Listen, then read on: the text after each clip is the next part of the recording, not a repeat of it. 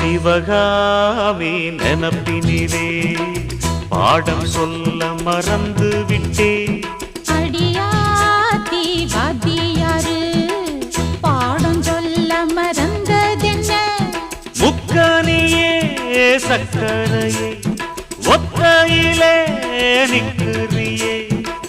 வந்து ஒட்டிக்கோ ஒட்டிக்கோ ஒட்டிக்கோ என்ன கட்டிக்கோ கட்டிக்கோ கட்டிக்கோ.